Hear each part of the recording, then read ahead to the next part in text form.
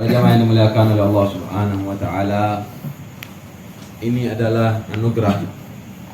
Ini adalah pemberian dari Allah Subhanahu wa taala yang harus kita jaga, yang mana Allah Subhanahu wa taala menempatkan kita di tempat-tempat yang baik. Hendaknya kita untuk ta'arud, mencari, berusaha tempat-tempat baik. Seperti di dalamnya ada majelis ilmu, di dalamnya sholawat, di dalamnya ada perkumpulan-perkumpulan yang di sana membuat ridha Allah Subhanahu wa taala. Maka karena begitu mengerikannya daripada fitnah zaman sekarang ini, begitu mudahnya kita untuk tergelincir dalam hal-hal yang untuk melakukan dosa, fitnah dan maksiat. Na'udzubillah min dzalik. Sebagaimana kita sedih akhir-akhir ini kita lihat masjid yang setempatnya, yang sebenarnya tempat untuk salat berjamaah, tempat zikir, tempat ini justru dipakein tempat senam. Ya, orang senam di masjid sekarang, ya Allah. Ya, ini kan mengerikan ini, senam di masjid. Jadi tidak boleh itu ya. Jadi Allah Subhanahu wa taala berfirman, "Wa may yu'azzim sya'airallahi fa innaha min taqwal qulub." Termasuk orang yang bertakwa hatinya adalah orang yang mengagungkan syiar-syiarnya Allah. Syiarnya Allah itu apa? Yang kita lihat, kita ingat Allah. Ente lihat Al-Quran, ingat siapa kira-kira lihat Al-Quran? Ingat Allah. Ya, lihat masjid, ingat Allah. Ya, termasuk Nabi SAW menyebutkan 5 syiar masjid, 5 syiarnya Allah. Salah satunya adalah Nabi Muhammad SAW dan juga masjid. Jadi mengagungkan masjid itu adalah bentuk takwa, kata Allah. Mengagungkan syiar-syiar itu adalah bentuk takwa. Termasuk mengagungkan syiar-syiar itu adalah mengagungkan masjid. Ya, makanya kita kalau ke masjid itu hendaknya kita pertama niat i'tikaf di masjid itu. Kedua, kita berjamaah di sana. Ketiga, tidak boleh ngomong-ngomong yang lalai. Buat apa ngomong-ngomong yang lalai di masjid? Ngomong-ngomong yang tidak ada manfaatnya, tidak boleh, tidak baik gitu. Tidak mengagungkan masjid ini. Termasuk Sayyidina Hasan Al-Basri. Sayyidina Hasan Al-Basri ini terlihat cepat keluar dari masjid. Tidak lama-lama di masjid Sayyidina Hasan Al-Basri ini. Ya. Ditanya, "Kenapa engkau? Padahal masjid ini tempat yang baik, tempat yang indah, tempat yang begitu luar biasa." Sayyidina Hasan Al-Basri bilang, "Saya takut kalau lama-lama di masjid kurang adab ada di masjid." Ya, jadi itu dia. Tidak baik ya. Termasuk haram membuang najis di masjid. Ya, misalnya bunuh semut, bunuh nyamuk, tidak boleh kita taruh bangkainya di masjid, dosa. Ya, harus dibawa keluar, bangkainya dibawa keluar, ya, dibuang di luar masjid. Ya, termasuk haram meludah di masjid. Ya, jadi itu dia, karena ini adalah masjid ya. Termasuk juga tidak boleh jual beli ya di masjid. Dianjurkan sebagaimana dalam kitab Hidayah untuk kita doakan biar tidak laku barang dagangannya orang yang berjualan di masjid. Ini sekarang senam ada di masjid, ya Allah. Ya, ini kan sudah sangat pelecehan ini. Tidak mengagungkan masjid orang-orang. Inilah kemunduran orang-orang, fitnah zaman sekarang ya. Jadi kalau kita punya istri, punya anak, kita jaga ya. Senam itu tidak apa-apa ya. Senam itu hukumnya mubah, tapi di tempat tertutup. Harus di tempat tertutup ya, tidak boleh tempat terbuka walaupun pakai pakaian, karena pakaiannya tidak sopan soalnya ya. Yusawwir suratul jasad, ini pakaian walaupun dia tidak melihatkan daripada warna kulit, tapi dia menampakkan bentuk kulit ya, bentuk kulit, bentuk tubuhnya dilihatkan dengan pakaian ketat. Tidak ada orang berdaster senam, ada enggak? Tidak ada, dia pakai pakaian ketat biasanya kan kalau senam. Ya, jadi melihat itu tidak boleh dilihat orang laki itu, karena membuat syahwat. Ya, membuat syahwat, kecuali yang umur 70 tidak apa-apa dia senam di luar tempat terbuka ya. Ya, tapi kalau masih ibu-ibu jadi tidak boleh ya. Jadi Anda semua yang punya istri tidak larang dia untuk senam di tempat terbuka. Tidak apa-apa dia senam, tapi di tempat tertutup ya. Tapi sayangnya zaman sekarang ini ada kadang-kadang tempat tertutup tapi di live kelihatan dia juga sama jaga ya. Gitu dia. Jangan live, jangan kasih dia posting-posting gitu. Enggak boleh ya, karena membuat syahwat ya. Jadi Anda ya, kita semua di sini menjadi suami itu harus pencemburu, harus cemburu. Karena ada orang yang dilaknat adalah orang yang suami punya istri tidak cemburu kepada istrinya, ya. Itu tidak boleh, ya. Jadi harus kita cemburu. Tidak boleh kita senang lihat istri kita ngomong sama laki lain. Kita senang lihat, oh tidak apa-apa, sudah laki lain namanya chat, oh tidak apa-apa. Ini laki-laki yang dilaknat oleh Allah Subhanahu wa taala yang seperti itu. Termasuk juga yang ikut senam, larang, jangan ikut senam dan seterusnya. Ya itulah dia daripada hal-hal seperti itu. Kemudian juga ada yang nyanyi-nyanyi di masjid kemarin. Ya, viral, nyanyi-nyanyi dia di masjid. Ya, ini juga tidak boleh, ya. Jadi hal-hal yang seperti itu. Itulah yang menyebabkan turunnya bala. Termasuk anak-anak kita. Kalau kita bawa anak kecil, kalau dia belum sunat, jangan bawa dia ke masjid. Ya, anak kita laki-laki belum sunat, jangan dibawa ke masjid karena dia nanti bisa membuat batal orang sholat. Dia bergampung di orang, batal sholatnya orang itu. Ya, kalau anak kita belum sunat atau masih pakai pempes, jangan dibawa ke masjid ini. Bawa najis soalnya. Ya, yang pertama orang tidak boleh bawa najis ke masjid. Termasuk orang haid itu kenapa dia tidak boleh ke masjid? Karena dia bawa najis. Ya. Nah itu yang kedua anak kecil kalau masih pakai pempes, masih belum sunat tidak boleh dibawa ke masjid karena bisa buat batal orang sholat. Ya. Dan juga kalau dia sudah sunat sudah ini harus dijaga. Ya tidak boleh anak-anak main-main di masjid. Ya fuqaha melarang anak-anak termasuk itu bagian tidak menghargai masjid, lari-larian dia di masjid, kejar-kejaran. Oh tidak apa-apa, bagus tempatnya bermain. Ya bagus di taman kanak-kanak tempatnya bagus main, bukan di masjid. Masjid ini untuk ibadah, bukan untuk main-main. Ya jadi seperti itu. Jadi hal-hal yang seperti itu perlu disampaikan, ya diluruskan. Jadi seperti itu. Sehingga kemarin akhirnya gempa, turun musibah, ya. Jadi harus kita introspeksi diri. Kenapa? Ya. Jadi salah satu cara, ya, untuk kita itu agar tidak turun gempa, pertama jaminan dari Allah, ya, yaitu hadirkan Nabi Muhammad SAW.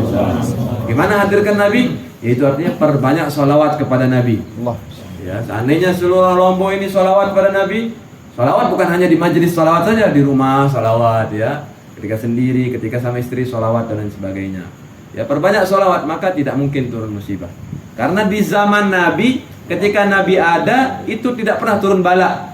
Di zaman Nabi itu tidak pernah turun gempa, tidak pernah turun apa. Tidak ada riwayat yang meriwayatkan hal itu. Tidak pernah ada khasaf. Khasaf ini perubahan orang. Orang mukanya jadi monyet, misalnya mukanya jadi ini bala, seperti itu tidak pernah turun di zaman Nabi Muhammad SAW. Khusus Nabi Muhammad. Kalau nabi-nabi sebelumnya terkena bala mereka. Tapi zaman Nabi tidak pernah. Bagaimana caranya? Nabi sekarang sudah pindah ruhnya, bukan meninggal Nabi itu. Nabi itu pindah ruhnya. Yang tadinya di ruhnya di dunia, sekarang ruhnya pindah ke alam barzakh. Bagaimana caranya? Yaitu sering-sering hadirkan ruhnya Nabi Muhammad SAW dengan membawa banyak sholawat. Tidak bakal turun bala. Ya. Yang kedua, istighfar, minta ampun. Tidak bakal turun bala. Tapi tidak mungkin istighfar itu hadir kalau tidak kita itu sadar dosa. Astagfirullah, astagfirullah. Tapi tidak sadar apa dia, kenapa minta ampun. Non, dia arah dosa sebenarnya. Jadi banyak dosanya. Dia ngaku tidak punya dosa, ya. Harus kita sadar dosa dulu, baru kita akan benar-benar istighfar. Kedua, tidak mungkin ada istighfar kalau kita tidak menjalankan amar ma'ruf nahi munkar. Terlebih dulu daripada sanak famili kita, anak-anak kita, saudara-saudara kita, tetangga kita tegur, saling mengingatkan. Sekarang ini tradisi saling mengingatkan itu sudah hilang. Sudah banyak saling tidak semal. Ya, coba bilang anaknya itu biar dia kerudung dia semal, dibiarin dah dia. Itu katanya anaknya ini. Bagi orang lain, ya tidak boleh anak-anak perempuan kita dikasih keluar tidak pakai kerudung. Orang sekarang takhfiful aurah. Orang zaman sekarang ini meringankan yang namanya aurat. Ya, kita lihat di masjid kadang-kadang dia mau perempuan ini mau sholat, dia ke kamar mandi, dia buka kerudungnya, ya dibuka itu dia kamar mandi. Kelihatan sama orang. Ya terus dia pakai mukena. Ini kan tidak boleh dia buka aurat, kelihatan rambutnya ini. Dia mau ibadah tapi dia menjalankan yang dilarang. Yaitu membuka aurat. Membuka aurat tidak boleh. Ya, buka kerudung itu semua ulama ittafaqu ala ya wujubil jilbab. Ya, seluruh ulama sepakat bahwa menutup aurat dengan jilbab, ya sampai sini itu semuanya sepakat hukumnya wajib. Tidak ada yang bilang tidak wajib tutup rambut, itu tidak ada satupun daripada ulama mazhab manapun. Ya, mazhab manapun. Makanya kalau ada orang mengingkari, oh tidak wajib pakai kerudung itu misalnya. Ya, pakai kerudung itu tidak wajib, dia bilang karena tidak menutup rambut. Tidak wajib menutup rambut perempuan tuh misalnya, bilang ini bahaya ini. Ya, karena dia mukhalifun lil ijma'. Dia bertentangan dengan ijma', tidak boleh bertentangan dengan ijma' itu, seluruh sepakat. Kalau cadar ada yang bilang wajib, ada yang bilang tidak. Ya, tapi kalau kerudung semuanya bilang wajib. Nah, anak-anak kita, istri-istri kita, walaupun dia ke depan, tetap dia harus pakai kerudung, tidak boleh dibuka kerudung. Ya. Sampai-sampai bahkan Sayyidatuna Khadijah itu pakai kerudung walaupun dalam rumahnya. Sayyidatuna Khadijah ini, dia mau tes, ya, kalau benar itu waktu Nabi SAW merasakan ketakutan, ya, Nabi merasakan ketakutan waktu itu, akhirnya Siti Khadijah mengetes. Dia buka kerudungnya sama Siti Khadijah. Kalau dia tidak datang Jibril ini, kalau dia tidak datang berarti dia bukan malaikat. Kalau dia datang, saya terbuka kerudung, katanya Siti Khadijah, maka dia bukan malaikat kalau dia datang. Tapi kalau dia tidak datang berarti dia adalah seorang malaikat. Benar, dia buka kerudung, tidak datang malaikat Jibril. Dia pakai, datang malaikat Jibril. Ya, makanya kita kalau punya rumah tidak ada yang tertutup aurat di sana, ya. Tidak ada yang maka tidak datang malaikat, ya. Kita ini kadang-kadang pakai celana pendek di luar. Ini haram ini. Ya, terbuka auratnya. Ya, orang-orang perempuan dan lain sebagainya. Jadi jangan pernah meremehkan daripada aurat itu, penting aurat itu. Sehingga naudzubillah itulah yang terjadinya pelecehan seksual. Pelecehan seksual itu terjadi gara-gara itu. Perempuan-perempuan sekarang umur 13 tahun, 12 tahun sudah jago berias dia. Ya, berias, bertiktok, ya. Ya Allah, begincu dan lain sebagainya. Ini kan itu terjadi akhirnya. Jaga anak-anak kita, ya, dari hal-hal yang seperti itulah cara berusaha menjauhkan daripada bala, ya, untuk kita saling tegur. Tangga-tangga jangan kita jauh-jauh dulu. Ya, jangan pelajarin misalnya perda, jangan pelajarin ini, jangan ini. Ya, dari tetangga kita dulu, dari rumah ke rumah dulu. Sama-sama kita saling mengingatkan. Yang diingatkan juga jangan tersinggung. Kamu, ya, saya sudah katanya. Jangan, ya, harus kita dengar ketika kita diingatkan. Tapi tetap mengingatkan itu dengan nasihat. Dengan benar-benar nasihat, bukan depan orang. Kamu ini punya anak depan orang, mempermalukan orang. Ini haram ini. Tidak boleh ini membuka aib orang depan orang lain. Ya, tidak boleh. Nasihat itu dudukin berdua, dibisikin, dinasihatin. Itu namanya saling nasihatin. Sehingga itulah dia. Ya, makanya bala itu turun bukan ketika adanya maksiat. Maksiat ini dari dulu sampai sekarang ada. Ya. Minuman keras itu dari dulu sampai sekarang ada. Bukan itu yang menyebabkan bala. Tapi kalau mereka sudah menganggap dia halal, dianggap boleh khamr ini, dianggap wajar, normal. Orang bajang sekarang minum, oh normal katanya. Nah itu yang menyebabkan bala. Orang sekarang pemuda kalau tidak punya pacar itu dikucilkan dia. Tidak punya beraya, tidak dilaku, tidak ini, dikucilkan sekarang. Yang punya beraya bangga, oh saya ini punya pacar, saya ini. Betul apa benar? Ya, itu dia. Ya, jadi hal itulah dia menganggap pacaran, perzinahan, ciuman, pelukan itu adalah hal yang normal. Bahkan dia menganjurkan satu sama lain. Itulah yang menurunkan bala. Ya. Jadi hendaklah kita untuk membenci maksiat walaupun kita masih melakukan maksiat itu sendiri. Ya, walaupun misalnya masih minum minuman keras, tetap kita anggap kita melakukan haram. Jangan bela diri. Oh dia boleh ini. Ya, dia boleh, saya ini kalau enggak saya pusing kan dia boleh. Jangan, enggak boleh. Ya walaupun kita pelaku maksiat, tetap kita harus menganggap maksiat itu adalah haram. Ya, jadi seperti itu. Jadi itu dia menyebabkan bala. Yang ketiga, cara menolak bala itu adalah dengan berbanyak baca ya arhamar rahimin, ya arhamar rahimin, farij alal muslimin. Itu hendaknya selesai sholat atau sehari dibaca 11 kali. Itu dari Habib Taufik Asgaf, ya. Beliau dapat itu dari guru-gurunya, ya. Jadi itu baca 11 kali insya Allah tidak turun bala. Bala itu fitnah, pemahaman-pemahaman luar dan lain sebagainya. Kita terhindar dari itu semua dengan membaca itu tadi. Ya, nanti kita baca di akhir insya Allah, ya. Jadi para jamaah yang dimuliakan oleh Allah Subhanahu Wa Taala, kita lanjutkan daripada kitab Muhammad Insanul Kamil. Di sini melanjutkan daripada bagaimana kesempurnaan keberanian Nabi Muhammad SAW. Jadi berani itu adalah karakter yang mampu menjaga kemuliaan seseorang, yang mampu menjaga kemuliaan seseorang. Ya, berani itu dia terpuji pada tempatnya, ya, terpuji pada tempatnya, ya, sebagaimana para beraninya para nabi-nabi dan rasul, ya. Jadi di sini dikatakan walaqad khassa rabbuna subhanahu wa ta'ala anbiya'ahu alaihi wassalatu wassalam bil haddil awfar min hadhihi syaja'ah kama ikhtassahum min jami'il khalaiqil fadilah bi a'zami nasib. Allah subhanahu wa ta'ala memberikan keberanian pada para nabi dan rasul lebih banyak daripada orang-orang yang lain. Ya, jadi yang paling berani di antara manusia itu adalah para nabi dan rasul. Ya, sebagaimana dicontohkan di sini Sayyidina Nabi Hud alaihi salam. Nabi Hud alaihi salam. Nabi Hud ini punya kelompok itu, punya orang kaumnya itu yang tidak beriman dengan beliau itu bisa jadiin gunung jadi rumah. Ya, orang-orang yang kuat. Ya, orang-orang yang kuat dia ini. Saking kuatnya gunung dijadiin rumah. Ya, kalau sekarang kan gunung tempat ngambil batu untuk di rumah, ya, bukan gunung jadi rumah. Jadi itu dia saking kuatnya, dia pahat rumah-rumah batu-batu itu untuk dijadikan rumah. Sombong kaumnya Nabi. Apa namanya kaumnya Nabi Hud? Kaum siapa namanya? Kaum Ad. Ya, kaum Ad.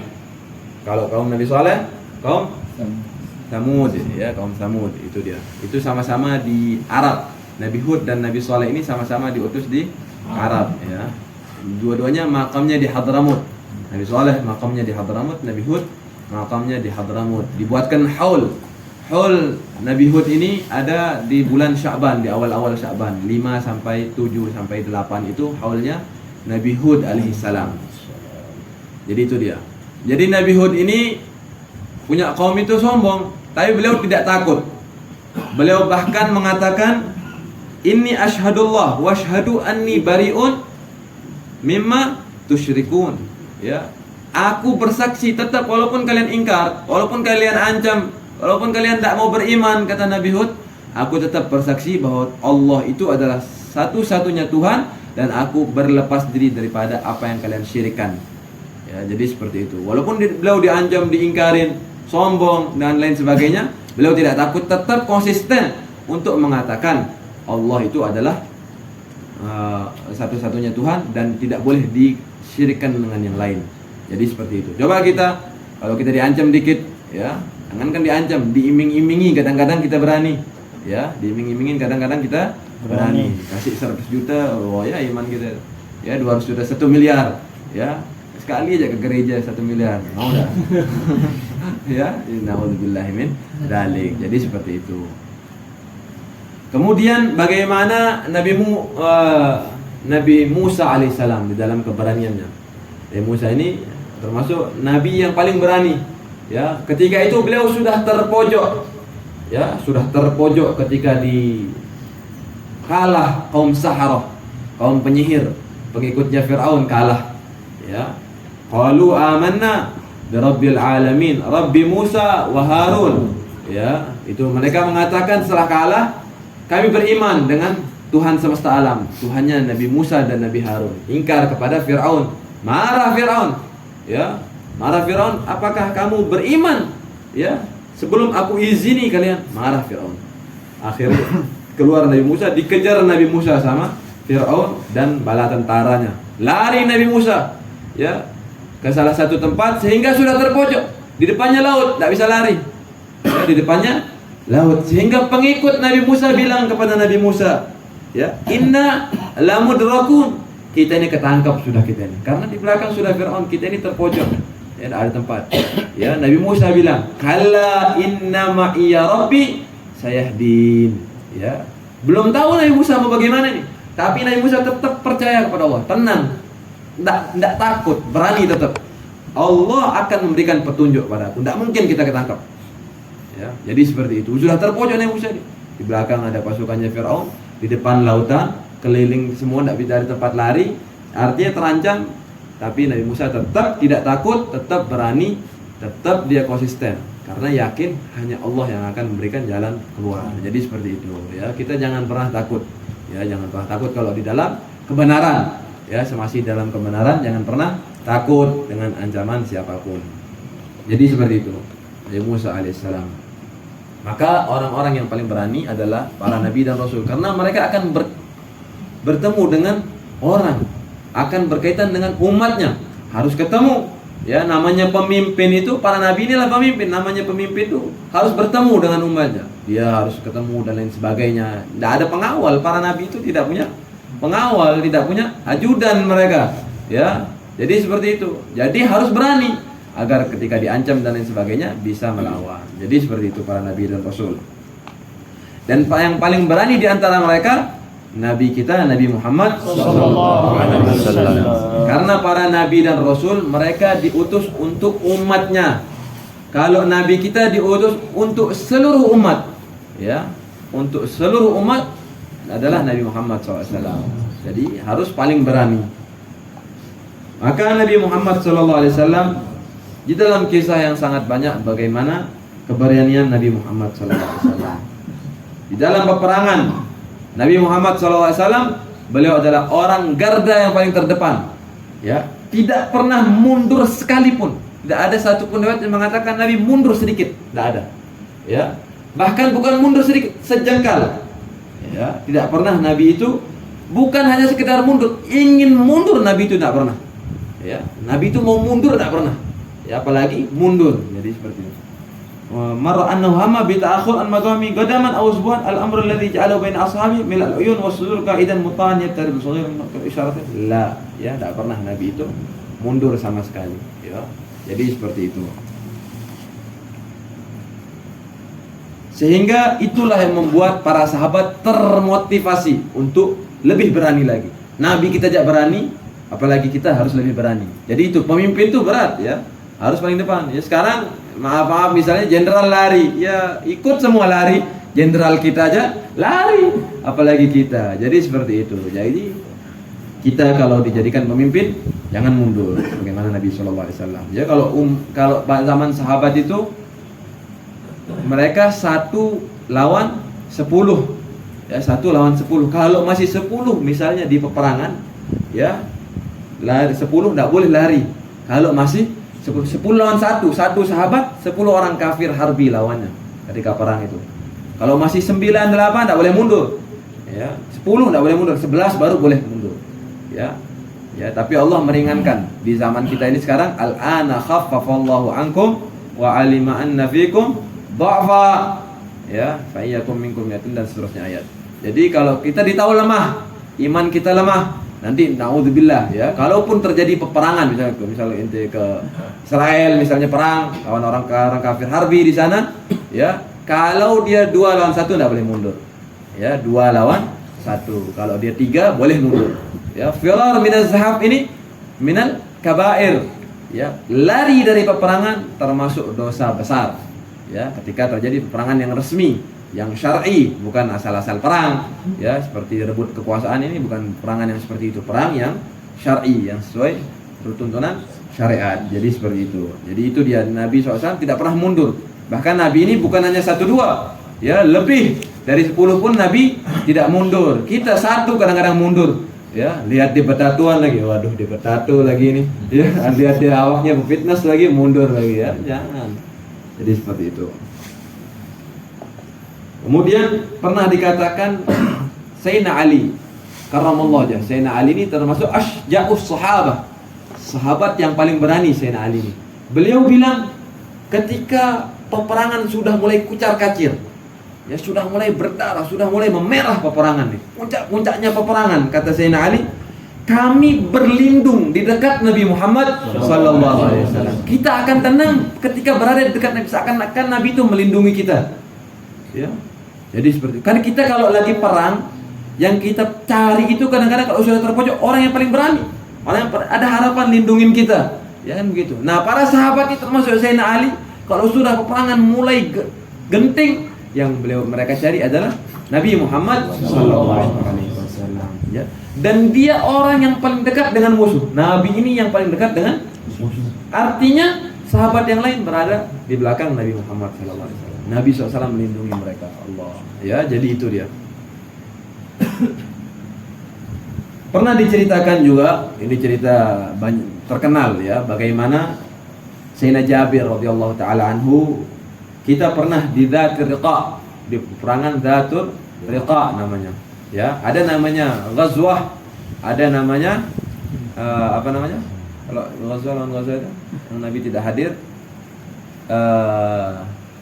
ghazwah ini artinya perang yang mana Nabi SAW hadir di dalamnya. Nabi hadir dalamnya namanya ghazwah. Berapa kali Nabi ikut perang selama hidup beliau? Sebanyak 27 kali. Nabi itu ikut perang sebanyak 27. Tapi peperangan banyak di zaman Nabi, lebih dari itu. Yang Nabi tidak hadir kalau tidak salah 40 kali. Peperangan yang Nabi tidak hadir, Nabi utus sahabat. Yang Nabi hadir sebanyak 27 kali. Ya, itu dia. Jadi itu namanya apa? Ghazwah. Ghazwatu Badar, Ghazwatu Uhud, ya, Ghazwatu Dzatir Riqa, Ghazwatu Hunain. Ya, jadi itu dia. Ghazwatu Tabuk.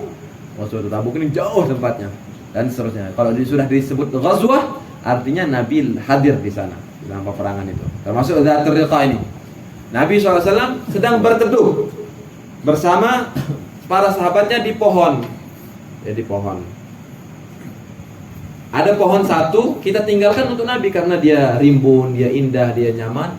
Dia beri tempat itu untuk Nabi SAW yang lain di tempat yang lain. Nah, sahabat yang lain tidur. Ya, satu orang musyrik, satu orang kafir datang, tiba-tiba nyusup. Dia datang. Waktu itu Nabi SAW menggantung pedangnya di atas pohon. Dia taruh pedangnya di atas pohon. Nabi SAW duduk gitu. Ya, diambil pedang ini sama orang yang nyusup ini. Dia buka, ditaruh di leher Nabi. Ya, ditaruh di leher Nabi. Ini kan sudah terancam. Kita kan, ya Allah, ini mati sudah, ini apa-apa merek. Ya, kita bilang makan begitu dah. Ya, kalau Nabi ditanya, takhafuni, kamu takut dariku? Ditanya. Orang ini nanya kepada Nabi. La, Nabi bilang tidak. Oh la, mayyamna'uka minni. Dia bilang, siapa yang bisa lindungin kamu sekarang? Hah? Kamu sudah lehermu di pedang ini. Sehingga saya tebas sekali mati katanya dia orang ini. Ya, maka Nabi SAW hanya menjawab Allah. Ya, langsung Nabi jawab Allah. Begitu jawab Allah, langsung bergetaran tangan orang ini. Ya, bergetaran tangan orang terlepas daripada pedang itu. Ya, ini Nabi ya bilang Allah, langsung getar. Jangankan orang, hati, ya gunung bisa guncang ketika menyebut nama Allah dari lisan mulia Nabi Muhammad SAW. Ya, jadi seperti itu. Nabi SAW ya, langsung pedang itu diambil oleh Nabi, ditaruh sama dia lagi, ditaruh di lehernya. Siapa yang jaga kamu sekarang? Dia jawab, biasa kalau orang kafir kalau sudah terpojok dia bilang, anta karim ibnu akh karim, kamu ini orang mulia, anaknya orang mulia, tidak mungkin kamu akan siksa saya katanya ini. Ya, makanya ini orang musyrikin, orang Mekah. Ya, orang yang ini mengancam ini adalah orang Mekah. Ya, kamu ini orang mulia, anaknya orang mulia. Akhirnya dia dilepas oleh Nabi, dia syahadat orang ini. Islam, dia masuk Islam orang ini. Jadi seperti itu. Makanya kita tidak boleh ketika peperangan pun tidak boleh kita itu membunuh orang yang sudah nyerah. Orang yang sudah nyerah dia dipojokin lagi. Kamu ini orang kafir ya. Kalau orang muslim tidak boleh dibunuh. Ya, orang muslim tidak boleh dibunuh ketika peperangan. Ya, tidak boleh perang sama orang muslim. Kalau orang kafir harbi, kalau dia sudah nyerah tidak boleh dia bunuh. Ya, sudah lepas sudah dia. Apalagi kalau dia sudah syahadat, tidak boleh lagi dibunuh. Dia sudah muslim, terjaga. Pernah juga di dalam satu peperangan, Ghazwatu Hunain. Ghazwatu Hunain ini terjadi di tahun setelah Ba'dal Fath Makkah. Setelah Fathu Makkah ini. Ya, Fathu Makkah itu tahun ke-8. Ghazwatu Hunain tahun 9. Ya, jadi tahun 9 itu terjadi Ghazwatu Hunain. Pada saat itu kaum muslimin sudah banyak. Ghazwatu Hunain ini kaum muslimin banyak sudah. Puluhan ribu sudah jumlahnya. Tidak kayak awal-awal Ghazwatu Badar itu mereka jumlah kaum muslimin 313. Ya. Musuh banyak 1000 lebih banyaknya musuh. Berapa kali lipat berarti udah itu. Ya, bahkan musuh punya senjata lengkap semuanya. Pakai kendaraan semua, senjata lengkap. Kaum muslimin yang punya pedang cuma 12 orang. Yang punya pedang cuma 12 orang dari 313 itu. Ya, yang lain cuma pakai tangan, pakai tali, pakai sendok mungkin dia dari rumahnya dia bawa. Tidak ada perlengkapan perang, ya. Tapi ini Ghazwatu Hunain mereka sudah lengkap senjata, sudah kuat. Sehingga kaum muslimin merasa kita ini sekarang menang sudah, kita tidak perlu kita lelah-lelah, kita menang sudah, kata kaum muslimin ini. Ya, tidak perlu kita lelah-lelah perang. Maka Allah bilang wa yauma Hunainin idz a'jabatkum kathratukum falam tughni ankum fi'atukum syai'a Ketika di hari Hunain, kalian itu merasa kagum, merasa kuat karena banyaknya kalian. Ya. Padahal sebanyak apapun kalian tidak akan menambahkan kekuatan kalian, kata Allah SWT. Falam tughni ankum fi'atukum syai'a, sedikit pun tidak bakal nambah kekuatan, kata Allah. Sehingga benar ketika Hunain itu, orang-orang di Hunain ini, musuh ini jago. Mereka tahu mereka banyak, dia lempar batu, gitu. Dia pakai apa namanya? Alat-alat bukan ketapel, tapi kecil, yang besar. Lontar. Lontar. Bukan lontar. Ya gitu dah ya, dia lempar pakai batu yang besar-besar. Ucar kacir kaum muslimin. Ya, ada yang pakai senjata api, ada yang tidak ada apinya. Ya kayak kita lihat di film-film itu. Ya, jadi ucar kacir kaum muslimin pada saat itu. Sehingga Nabi SAW adalah pemimpin yang tidak pernah mundur dari peperangan. Beliau langsung bergegas mengejar musuh, bukan kembali. Ya, langsung bergegas mengejar musuh. Dia kejar itu tempat-tempat sarang-sarang itu. Allah, ini pemimpin ya. Sehingga Nabi SAW mengambil tanah, dilempar itu tanah ke muka orang-orang itu. Ya, dengan bacaan-bacaan ya. Jadi beliau SAW membaca, di sini dikatakan syahatil wujuh. Ya, syahatil wujuh. Ya, jadi itu dia dilempar itu turap itu ke situ. Jadi dia tidak melihat. Ya, ini katanya amal-amalan seperti ini kalau tidak mau kelihatan orang ya. Wajah-wajah alam bainin sadam khalfim sadaq wa khasyana fahum la yubsirun. Ya, langsung syahatil wujuh wa anatil wujuh lil hayyul qayyum wa qad khaba man hamala dhulma. Jadi jalan itu insyaallah dilihat dia sama orang. Ya, tapi pakai baik, jangan maling pakai itu. Enggak boleh ya. Kadang-kadang maling pakai ini soalnya. Ya. Jadi seperti itu. Ya, Nabi SAW melempar itu.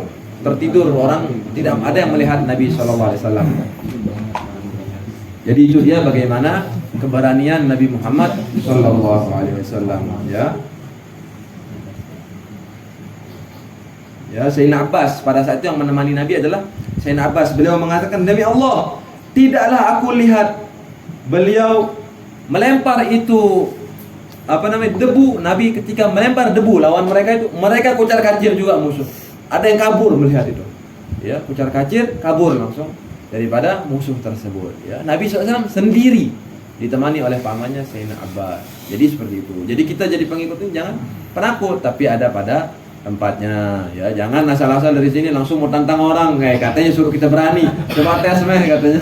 Ya, tidak boleh ya. Tidak boleh itu berantem dan lain sebagainya, bersiap, ngadu dan lain sebagainya, tidak boleh. Harus ada pada tempatnya. Jadi seperti itu. Sambil Nabi itu ketika menguncangkan daripada kudanya itu, Nabi SAW mengatakan, Anan nabiyyu la kadhib, ana ibnu Abdil Muttalib. Ya. Aku adalah Nabi yang tidak ada kedustaan di dalamnya. Aku adalah anaknya Abdul Muttalib. Artinya Abdul Muttalib Banu Hashim ini, keturunan Nabi SAW ini adalah orang-orang yang pemberani. Ya, aku ini salah satu anak mereka, jadi aku harus berani. Itu kata Nabi SAW. Ya, bagaimana Sayyidina Ali ketika di perang Nabi Sayyidina Ali pernah mengatakan, Ana haidarun li samatni ummi. Ya, aku adalah singa, yang mana singa itu ibuku yang menamakannya. Ya, jadi itu dia. Perlu itu untuk memotivasi. Ya, ketika hal-hal yang terpojok seperti itu. Misalnya kita terpojok lemas, saya ini muslim, saya harus berjamaah ke masjid. Saya ini muslim, saya ini harus hadir majelis taklim. Saya ini muslim, itu untuk motivasi. Jangan malas, oh iya sudah. Ya, ngikutin enggak boleh. Harus motivasi diri sendiri dulu. Ya, daripada menunggu motivasi orang lain. Itulah dia daripada keberanian Nabi SAW. Ya, semoga kita semua mendapatkan keberkahan daripada Nabi Muhammad SAW, sehingga kita semua mencintai Nabi Muhammad SAW dan Nabi Muhammad SAW cinta kepada kita semua. Ya Arhamar